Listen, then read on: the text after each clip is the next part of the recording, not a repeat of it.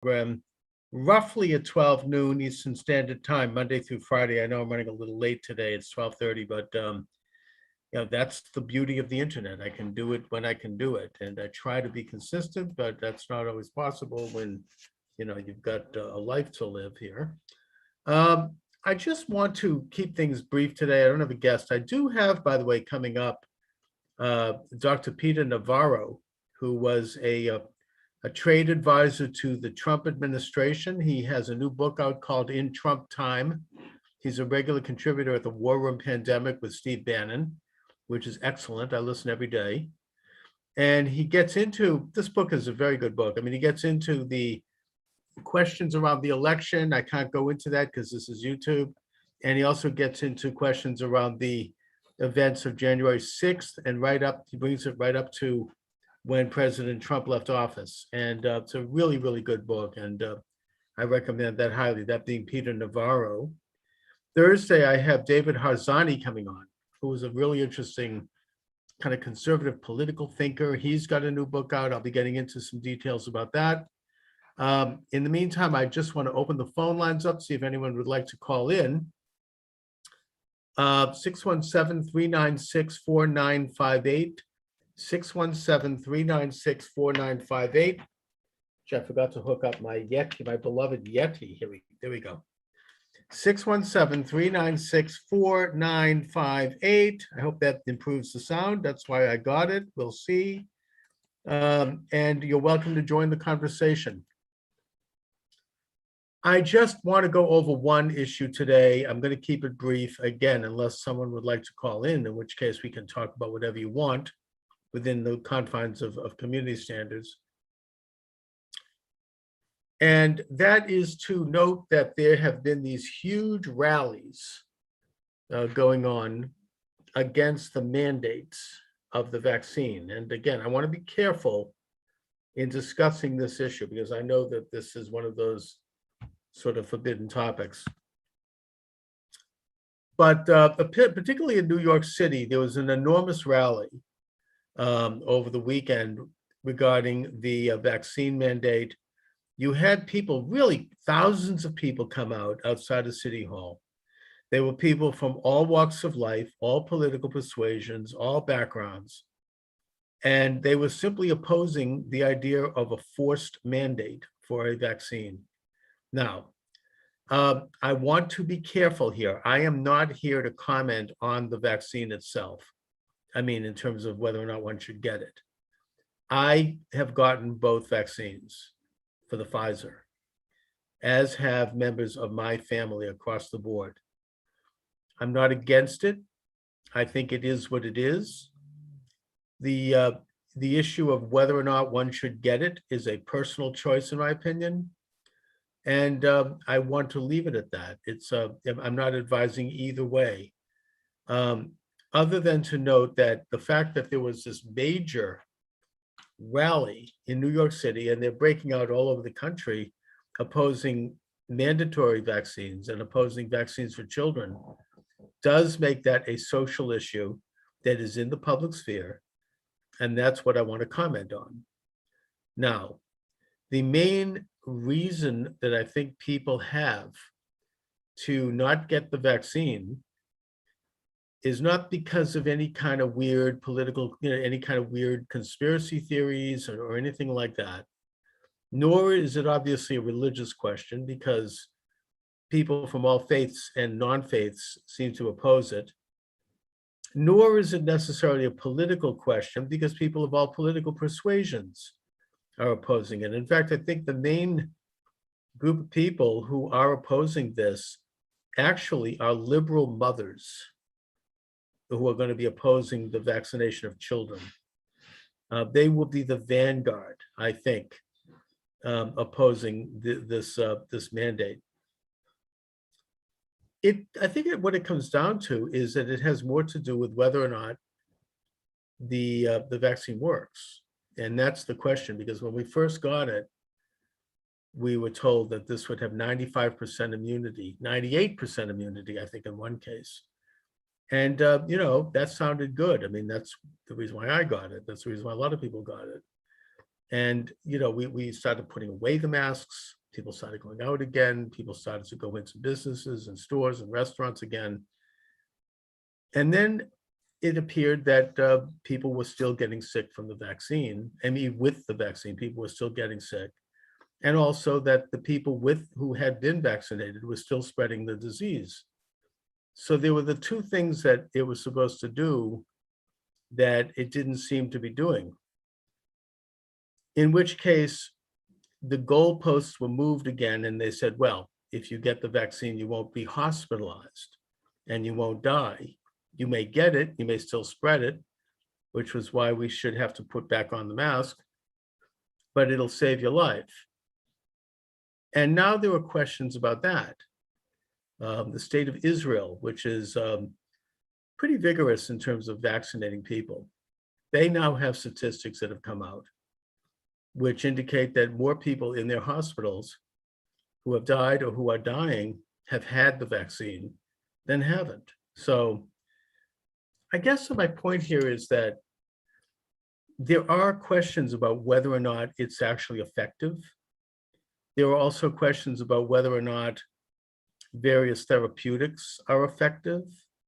And much of the world is using these therapeutics and doing so, I think, what appears to be somewhat effectively. That doesn't mean that, I don't want to engage in what they call in Latin, post hoc ergo propter hoc, because of it, therefore it is, because we could say, well, their contagion rates have dropped and they're using these therapeutics, and therefore, because of the therapeutics, the infection rates have dropped. I don't want to say that because, I don't know that. That may be true, that may not be true. The point is, though, that they are using these therapeutics, and there are several of them, and I think we all know what they are. I can't mention them because it's been censored, which itself is interesting, by the way. And yet those same therapeutics are at least discouraged, possibly not banned, but made difficult only in the United States. It brings up issues about what's going on. It brings up issues about how truthful our sort of our pharmaceutically motivated establishment is being about this. And that's all I'm going to say about it. I mean, I think that we need to be wise consumers. And I think that as someone who does podcasting, I am reporting on an event that's occurring across the country right now, which is these massive protests against it. That's a fact. And that has to be commented on. I don't think we can ignore that. And that you have large segments of both private corporations, employees, and government officials, including policemen, firemen, teachers, first responders, medical personnel, who are not interested in getting the vaccine, and they're being demonized. And we're talking about millions of people. That's wrong. I mean, if the vaccine doesn't prevent the spread of the virus, it does bring up a medical issue, a public health issue. And when you have a president of the United States saying that people who are non-vaccinated are spreading it, that's also false, medically false. I mean, the CDC contradicts everything that the medical establishment itself is saying, or at least admitting. And that is that people with the vaccine do spread the virus. Now, are they spreading it more so? I don't know. I mean, the Lancet, which is one of the world's most respected medical journals, says that a person with the vaccine has 10 times more of the actual spread, the shredding or whatever it is, in their nostrils than someone who doesn't. There's also the issue of natural immunity, I mean, which is sort of seems to be a taboo subject amongst the establishment. So, I think that the overall contention and the overall kind of understanding is that the fact that we are still told that we have to get this vaccine or else we're horrible, evil people, and that we could be fired and and dishonorably discharged and lose benefits. And that we cannot talk about therapeutic drugs, and that we still have to wear the mask, and that we still have to go around, even though the virus itself, by the way, is dropping.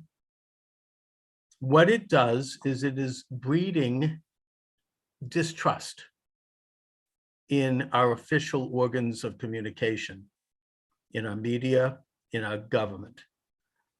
And there is something that doesn't quite jive. There is something that doesn't quite match up between the official pronouncements and the facts on the street. And that's why there is a growing sense of mistrust and a growing sense, frankly, of rebellion. And I think that it gets also to a very basic American idea, not unique to this, not to us as a society, but one that has animated our society and our people. And that is that we always have believed that we have a natural right to decide questions of medical efficacy, our bodies, ourselves. I mean, this is in the way the pro-choice movement is based on that the government doesn't have the right to tell us what we can do. And there really isn't a national emergency going on anymore, in which case it brings up suspicion about why the government is trying to force us to do something. Now, I'm not going to speculate in terms of why I think it might be forcing, because I'd get banned on the show. And because I don't know, frankly, I'm just as much a nincompoop on this as anyone else. But the fact of the matter, the facts on the street, as it were, is that they are forcing. And that should be troubling, and that's runs against the grain of Americans. Anyway, I'm going to leave it there. I don't want to go any further. I'm going to keep things very brief today. I've got classes, I've got other things going. Why am I against abortion? Who says I'm against abortion? I am personally against it, but I support legal abortion, by the way. Always did. I don't know why you'd assume that. I mean, I think it's evil, and I think it should be discouraged. And I think that there, I in a way, I mean, once you have a heartbeat going on, that brings up the question of whether or not it's any longer a woman's body, or whether or not it might be a living, feeling, a baby fetus, in which case I think the government does have a right to regulate. And Roe versus Wade I'm consistent in that way with Roe versus Wade, which, in its own inexact way says that after a certain period of time, the government does have a right to regulate. And I would urge people not to have it at that point. But I'm not like, from conception. So I don't know, what you're talking about there. You haven't watched Biden's speeches. Yeah, he's calling for mandates. And it's, and by the way, I hope I don't get in trouble to mention this, but there is no mandate. It's just a suggestion. This is a con job. There's an illusion that there's a legal mandate, but it's not. People are moving forward, and governments and corporations are moving forward as if there was, but there isn't. Yep. What are you doing? I'm doing a little broadcasting. Oh, but you have to leave. Okay. You're broadcasting now? Yeah, why not? I thought you said you weren't doing that today. Well, I decided to do it.